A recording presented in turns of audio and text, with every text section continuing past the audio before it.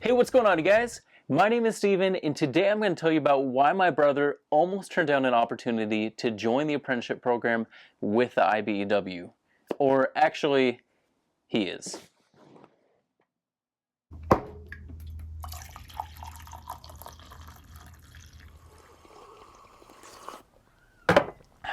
All right, you guys. Well, hey, if you're new to my channel, thank you so much for checking this out. Basically, the entire purpose of what I'm doing here is to be a resource for you if you are interested in becoming an electrician. So if this is a career that you're interested in pursuing, then you are definitely in the right place. Now, two things. First off, I just want to give a huge thank you to Upstrive for sponsoring this video. They're an awesome company. I'm going to tell you guys more about them here in a little bit. And secondly, if you guys have been watching my videos for a while, you'll notice that this is actually the first time that I've ever had a guest on my show, and I couldn't be more excited that my guest today is my brother, Aaron. Hey guys, I'm Aaron. What a guy. All right, so one of the reasons why I'm so excited to have you on today is because I feel like a lot of people that are watching right now are going to be able to relate to your story and the decision that you had to make when you were choosing whether or not you wanted to start the apprenticeship with IBEW. So in order to kind of help us just understand where you were at, why don't you just walk us through what things were like for you about 4 years ago before you even applied for the IBEW apprenticeship? Yeah, so before I applied for IBEW, I was actually a commercial roofer working out in Vancouver. Saw the job on Craigslist. I needed a job at the time, and it just seemed like something that I could do, and I applied, and I got in, and that was it. And so I started, and it was good work. I actually really enjoyed it. It was commercial, so it was flat roofs. I didn't have to climb all the slopes and everything, which is not something I wanted to do. Yeah, that's nice. So it was actually like pretty decent. The height thing kind of freaked me out at first, but I got over that pretty quick. And I liked the guys I worked with were cool. Everyone was pretty chill. The work was good. The money was pretty good for just seeing a job on Craigslist and going in. It was great. I started at 15, which doesn't sound like a lot, but at the time it was good. It's not bad. Yeah, it's not bad. And then I got raises every so often. I think I ended that company at about $25 an hour. Well, a couple guys that worked, a couple of my coworkers at that job, they actually heard about this other roofing company that was starting up, and they were offering 10% raise to our money. So it was something that I really was considering, and I talked to my wife, and I said, hey, maybe we should do this. The benefits are better. It was actually free medical. I didn't have to pay monthly for it. So it was something that we really talked about, really wanted to do. And so I went and applied with them, and they interviewed me, and I got in, and the work was good. It was actually even better than the first company. I was working alone a lot. I got to kind of run work a little bit, and I saw myself progressing to the point where I could probably be in the office. Yeah. I was only making like $29 an hour, but I could see myself making a lot more than that in probably like 3 to 5 years. So overall, you were pretty comfortable and you felt pretty set up. Yeah. I have a house. I have a wife and 2 kids, and so I was able to provide for them just fine. We got by really well. I had extra money in the bank. I was paying my mortgage payments on time and with money to spare. So everything was good. Yeah. All right. So given the fact that you were already pretty set up as a roofer, what made you want to get out of roofing and into the electrician apprenticeship? So roofing was good, but it was very physically demanding. Yeah. I was working in the elements. I was working in the snow and the ice. There was many times where I fell on the roof just from walking on ice or whatever. Carrying really heavy things all the time. It got really hot. We did a roof in Albany that on the roof temperature was about 130 degrees. Jeez. Just you touch anything and you're gosh. done. Yeah, it's really hot, and we had people passing out. It was crazy. But so that was definitely something I wanted to get out of just because of that. Also, I just wanted a union job, to be honest with you. Yeah. That job was non-union, and our dad, he's union. He's a pipe fitter. And I kind of just grew up seeing that and seeing the benefits and how my parents barely had to pay anything when we went to the doctor. It was like $20 copays every time, and that's it. Even for surgeries and major pretty stuff. well taken care of. It was nice. Sure. So I definitely wanted that kind of security for my family, I think, and union is kind of where I saw that most. And so I kind of just clung to that in my mind. And then you had mentioned that the IBEW was opening up for applications. Yeah. And I was like, okay, that sounds pretty cool, because I had actually applied for the pipe fitting like Dad. Yep. And I didn't get in. They weren't accepting that many people at the time. And so my number got pushed back, and I never got a call to join. So when you said, hey, IBEW's hiring, I kind of was like, it kind of clicked. I was like, okay, that sounds kind of cool. Like, I think I could do that. Like, electrical sounds sweet. And and I kind of like looked into it a little more and kind of see really what they did. And it just more and more kind of seemed like something I wanted to do. Yeah.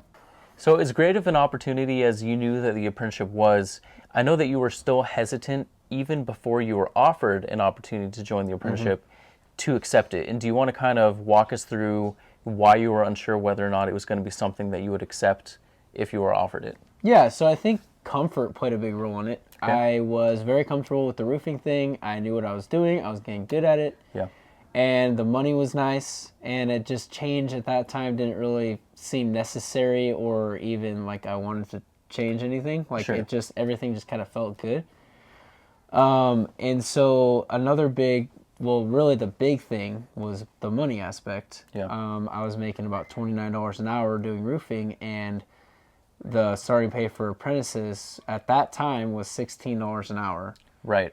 And I was already established in my thing. I could already see myself progressing, and like I said, moving to the office soon. And that, I mean, not that I like sitting at a computer, but it was just kind of nice knowing that I could get that money later, and get that raise. So I definitely wasn't, necessarily wanting change. Well, the money thing, that was a big deal because it was going to be a $13 pay cut, and that was just a little much for what I want to do. It felt just like I was backtracking.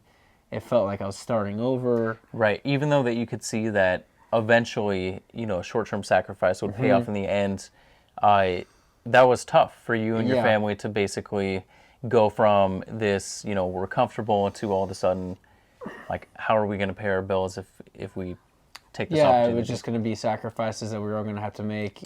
Yeah, so despite your reservations that you had with having to take a pay cut and wondering how exactly you were going to make that work, you still went ahead and applied anyways. And actually, me and Aaron, we applied for the IBEW apprenticeship together at the same time. And so, we didn't exactly go through the whole process together, but we had our interviews around the same time, aptitude tests, all that. That all went great. And basically, I ended up getting in. It was about 3 months. Yeah, I think you got 50 better spots better than me or something like that. Yeah, right around there. And so it's kind of interesting what ended up happening. So you actually, I got my acceptance letter, and I ended up starting with the IBEW, and it was great. And then you got your letter. I did. Too. So go ahead and kind of talk us through what happened when you got that. So I got the letter, and it was actually a pretty bittersweet moment to me because I was like, wow, that's awesome. I got accepted. My number's not too bad. Like, I'll probably start within like 6 months if I want. But then there was also that comfort thing with the roofing that I was like, well, then I have to quit roofing, and then I I have to take this pay cut, and I have to start over. And it was kind of just like a thing that, and I was like going back and forth in my mind. Well, I took the letter when I got it, and I tucked it away in my nightstand, and I basically, there was a deadline on it. It said, you have to respond by this date. Right. Or you cannot join the apprenticeship. It literally said that in like bold letters, I remember. And that's a really important thing, you guys. If you're going to get an email or an actual physical letter in the mail, you need to make sure that you respond to that right away, because if you don't, then you are going to be missing out on a potentially really awesome opportunity. And in almost every case, if you don't respond, then that's it. You're done. No second chances, usually, yes. Except for this one pretty rare special circumstance. So what happened was, I was at work one day. I hadn't been in for very long, maybe a couple of months. And I ended up getting a phone call while I was working. I didn't see it at the time. And so when I went to break, I saw that I had a voicemail, and it was from the training center. And so I listened to it. And it was the lady from the training center, and basically she said, hi, she said her name. I'm not going to mention her name in the video. But she said, so we had somebody named Aaron Madrosin apply for the apprenticeship here, and he never ended up reaching out to us and letting us know whether or not he wanted to accept the apprenticeship opportunity. And she said that in every situation that this happens, we always just end up tossing their application and moving on to the next person in line. But I ended up actually recognizing the last name, Madrosin, because it's unique. And she said that she actually somehow remembered my last name since I had just recently gone in a couple months prior to my brother. And she's like, so instead of actually tossing his application, I wanted to give you a call real quick and pretty much just see if you guys were related. And if you were, I wanted you to reach out for Aaron for me and just ask him whether or not he wants to join the apprenticeship. And so that's what I did. I wasn't really sure whether or not Aaron was going to accept the opportunity. I knew that he was having a hard time deciding whether or not he was going to take that pay cut, but he never officially told me whether or not he was going to accept it. And so when I got off work that day, I ended up calling Aaron, and I think you were just getting ready to go on vacation. Yeah. Yep, I was going on vacation. Yeah. So what happened was he called me, and I was literally at my wife's parents' house, and we were just about to get in the car to go to Sun River. Yeah. It's in Oregon. And he calls me and he kind of just tells me, you know, hey, like, they called me from the training center and they want to know why you didn't accept it, and they're willing to give you a second chance. Yep. And I was like, I think I literally said to you, I said, well, my deadline's passed. What do you mean? Because in the union, it's basically like no second chances. It's pretty cutthroat. They take things pretty seriously. Deadlines are deadlines. Like, that's it. Yep. And so I was actually really shocked when you called me and said that they're willing to give me a second chance. And I actually took that as a sign. I remember I was like, wow. Like, I took a step back after you had called me, and I remember just being like, wow, that's crazy, because that doesn't happen. It doesn't happen, yeah. They don't do that, and I saw it as a sign that maybe, you know, hey, maybe, you know, this is something I should do. Maybe I should take the pay cut now. Maybe it'll pay off later. Maybe, you know, maybe this isn't what I'm supposed to do. Maybe I shouldn't go in the office and work as a roofer for, you know, the rest of my life, or the rest of my, you know, what I could see in the future. Yeah. And so basically I was second guessing everything, even though I kind of had already made up my mind that I wasn't going to accept the apprenticeship, just because of comfort reasons. And that made your vacation... Oh, gosh, dude. I can't even pretty stressful, huh? So I talked to my wife about it right then and there, and she basically gave her blessing on both decisions. She's like, this is up to you. I support you no matter what you do, which was comforting to me, but at the same time, I kind of wanted her to give me one or the other that she was like leaning towards, because then it might have pushed my decision. But easier decision. Yeah, but more she was just like, hey, you know, do what you want. And I was like, oh, it just made me more frustrated. Yeah, you know? yeah. So basically that whole vacation was very stressful. All right, so now real quick, I want to tell you guys about the sponsor of today's video, Upstrive. Now, Upstrive is an online tutoring company that is specifically for tradesmen. And with them, you get to have a personalized one-on-one tutoring experience. So that way, when you go to take your trades state licensing exam, you can feel completely prepared to absolutely knock it out of the park. Now, Upstrive's instructors are either retired trade professionals or still actively working in the field. And they're going to specialize in exam preparation for electrical contractors, general contractors, plumbing, HVAC, pretty much whatever you want to learn, they can probably teach it. And as a student, you can just go to their website, select your trade, and then they're going to match you with a perfect instructor. And if for any reason you find that you need any books or materials, you can actually get those directly from Upstrive. And if you already have your license, love to teach, and want to make some extra money from home, then you can actually become a tutor for Upstrive yourself. So if you're an aspiring electrical contractor, then you got to check out Upstrive today. And I put a link to their website in the description of this video. And so after a very stressful vacation, you actually ended up still accepting the apprenticeship opportunity and calling the training center in Orlando. So tell us about that. So I remember after the vacation, well, actually, I think it was like the last day of the vacation, I made up my mind finally. Yep. I was sitting on a bench and I was overlooking this lake. I know it sounds cliche, but that's what I was doing. Yeah. And I literally just like looked out and I kind of just thought, okay, what would be the best for my future? And I think I just thought, okay, well, Steven's in the program. He's liking it.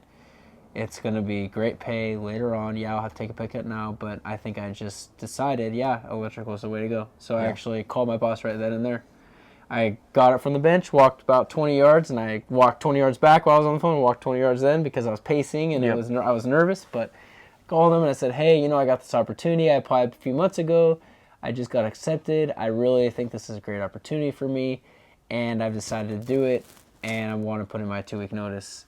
And, he wasn't, he understood, but obviously he didn't want to lose me because at that time the company was very small, and I was actually one of the more experienced guys. There was only like 2 or 3 really experienced guys, and I was one of them. So if I remember correctly, you said that your foreman was actually real excited for you, and basically one of them was, I had like 3, and one of them was like, wow, that's a cool opportunity, like that's really awesome. Yeah, you got to take it. Yeah, so he was basically encouraging me, but then I said, oh yeah, I'm only gonna be making $16 an hour, and he almost like laughed actually.